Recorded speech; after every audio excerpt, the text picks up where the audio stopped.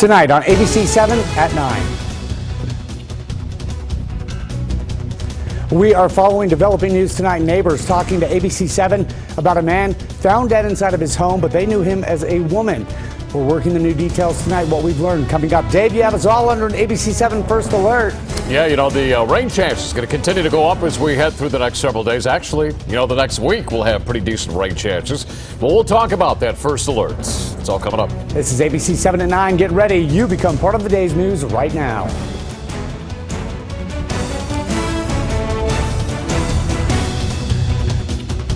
You are under an ABC 7 First Alert. Like we told you, we're going to get right to it. Doppler Dave's standing by. He's in for Iris tonight, if you haven't noticed. Geez, Iris, you're a lot taller than you normally are. Hey, you're tracking some activity out there. We are, yeah. And the rain chances, again, will continually go up as we head through the next several days. Take a look at what we're going to be talking about. Again, we issued that First Alert just to give you a heads up that better rain chances will be in the forecast. So really the next couple of days, we're going to be looking at some flooding potential. Not everybody's going to get flooded out, but certainly there are going to be some spots across the borderland that could see a little bit too much rainfall. So we'll outline all that. Plus, we're going to be dealing with lots of clouds over the next several days. So temperatures are going to be on the cooler side. We were kind of cool today. Well, relatively speaking, we had temperatures below normal, but still in the lower 90s. Many areas climbed basically into the 80s. But we'll talk all about the changes, the flood potential. It's all coming up in just a few minutes, Bob. All right, looking good. Thanks so much, Dave. All right, it will be a tough week ahead for board members of the El Paso School District. But hey, real quick, Mike telling us we've all been paying a stormwater extortion fee for the last 10 years to the EPWU. And so we can make the city flood proof. So bring on the rain and a ton of it, please. Dave will tell you all about it if we can see more of that rain coming up in just a bit. Now let's get to the EPISD story. The board members for the El Paso Independent School District. Today, the board was given the final bond recommendation by the district's committee that drafted this proposal. The board has until August 16th to make up their mind. Here's ABC 7's Jerry Nahada live tonight with the latest. Jerry. Bob, this bond and its recommended price tag is historic, but 80 people, citizens, soldiers, teachers, and students say this is how much is needed to make the district fit for the future. This is the proposal that they feel is right for our city right now, and I think that we'll have an opportunity to think about this for a week, answer questions from our constituents, and be ready to vote next week. EPISD Board of Trustees President Dory Fennenbach is talking about the school bond recommendations made by the district's Facilities Advisory Committee. The price tag of the bond, $668 million. If passed, a homeowner with an average value home could pay an extra $200 a year. So why such a high price tag? District Superintendent Juan Cabrera says the district is behind when it comes to bonds. They lost one in 2002, won one in 2007, and then in 2012 they lost another one. So part of what's going on here is that we're playing a little bit of catch-up. Clearly EPISD has had other distractions, and we have been kicking the can down the road when it comes to facilities. The state does not fund for facilities. We have to rely on property taxes and bonds, bond elections. If approved, money from the bond would rebuild Burgess and Coronado High Schools, renovate Jefferson High School, improve athletic facilities, and ramp up technology, security, and transportation. It is clear that it is time and our children need for us to invest in our schools and our community.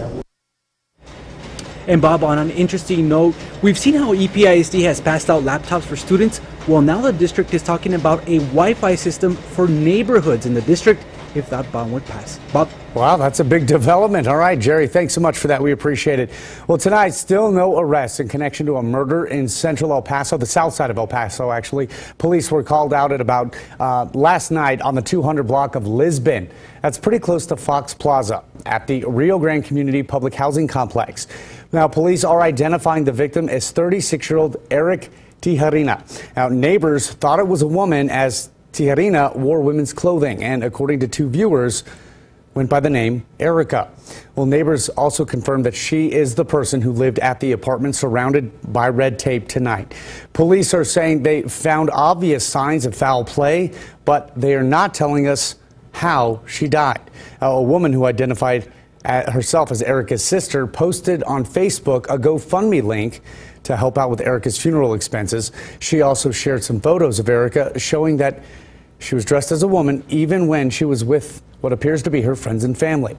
Now, if you would like to donate, you can find information on the GoFundMe page by clicking this story at KVIA.com. Right now, you'll find it in our top story section. Again, that link is in the story. But again, police remaining tight-lipped. We've asked a lot of questions. They've not yet been answered. As soon as we get those information, or those details, I should say, we'll let you know.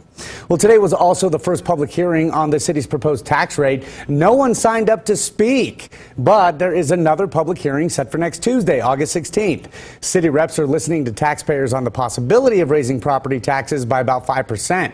So far, all of the projects have been approved. Council is expected to adopt that tax rate and the budget on August 23rd. Also out of El Paso City Council today, great news for all you bicyclists. The city just approved the comprehensive bike plan. Now, this lays out the groundwork for a system of bike paths all over the city. How's this going to work? Well, it will connect. All of them will connect, kind of like a highway system.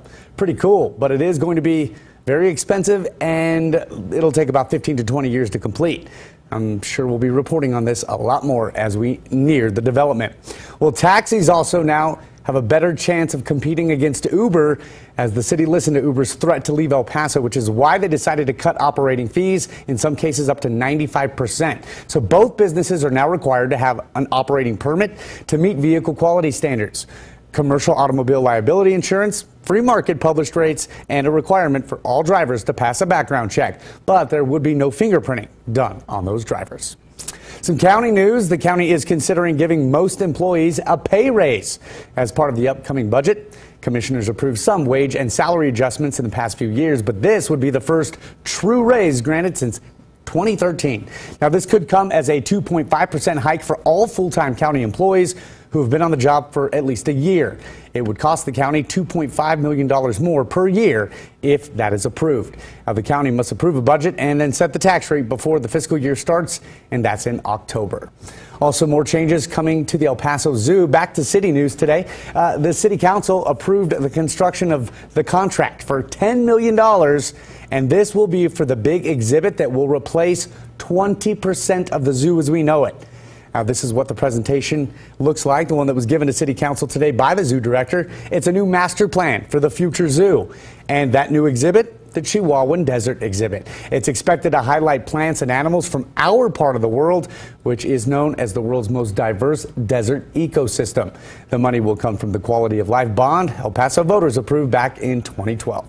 Let's get back to storm track weather. Chief Meteorologist Doppler Dave has all of us in the borderland under an ABC 7 first alert. The rain chances really getting good, but they always say there's a calm before the storm, Dave. Take a look at this picture. Judy Welch sent this to us tonight. She shared it on the ABC 7 Facebook page. So, Judy, we see you on the CW tonight. Her caption: another beautiful sunset in Chaparral. Cool pic, right, Dave? Yeah, you know, we've been seeing a lot of nice sunset pictures coming in lately as we have some of the clouds kind of hanging around. But we got one more, actually. We do. Jump the gun. Sorry, here's Alex saying gorgeous evening, El Paso. There you go. Yeah, and we're going to continue to see some pretty good pictures, I think, because we're going to start to see more rain chances, maybe more lightning photos out there as we start to mix in some thunderstorms as well. But let me show you on Doppler radar. Not a whole lot of activity. I know you're looking at this and going, it doesn't really look that impressive.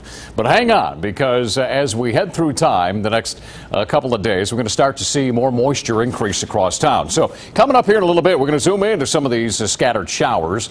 Most of the heavier activity, and you can see some of the colors, the yellows and some of the oranges, maybe even see some of the lightning bolts. That's where the stronger storms are located. But again, chances of rain going to go up tomorrow. They'll be with us Thursday, be with us Friday into the weekend, even early next week. And we'll talk about just how great those rain chances are coming up. All right. Thanks so much for that, Dave. We do appreciate that. Let's get to some other news of the day today. Tonight, a major inconvenience for some of you on the west side. It's now generating comments like these on the ABC 7 Facebook page. Eligio is telling us, wow, another one? And Ricardo is saying, otro, water main break? That's right, otro, one of our viewers, David, even sending us a picture. He posted this on our Facebook page this afternoon, and then our crew on the scene got this video showing a big mess up on Mesa near the Don Haskins Center. Now, water crews certainly trying to fix this water main that broke, and as you can see, the flooding water lifted up parts of that road, and it happened at about 1 o'clock this afternoon. The southbound lanes still closed in some parts. Again, quite a mess over by Don Haskins, or the Don Haskins Center over by UTEP. And ABC7 always following the traffic around the city, whether it's a water main break or construction, we have you covered. Make sure to check out KVIA.com/traffic track. ABC7's traffic tracker, Mauricio Casillas, has the latest on the highway closures.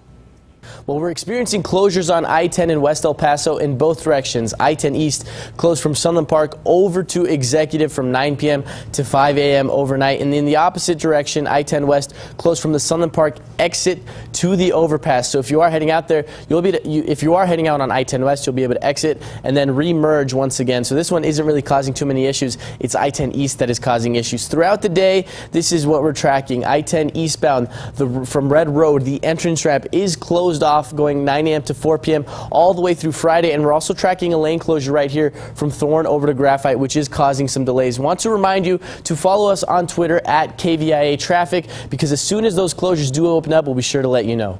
Mauricio Casillas, ABC7. A man still in the hospital tonight after that 2-hour standoff last night. We brought this to you as breaking news on ABC7 at 9. Well, now we know from El Paso police that officers responded to the 700 block of Pendale near North Loop, and a woman told officers her husband assaulted her. Police say the woman was able to get out of the house, but the man then allegedly was confrontational with officers. He then allegedly barricaded himself inside the home with 2 children inside. After a few hours, police say the man followed orders and came out. He will be booked, or was booked, into the El Paso County Jail when he is released from the hospital. He will be, excuse me. Now, a man suspected of stabbing 3 people in Las Cruces charged with 2 of the attacks now.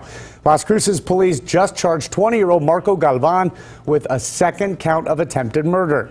Galvan, you might remember, was arrested last week after a teenage boy was stabbed while walking down the street.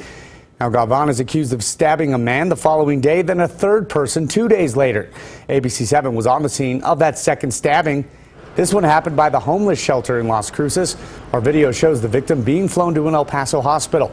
This is the stabbing that got Galvan the latest charge filed against him. Police say a 3rd charge from the 3rd case is likely.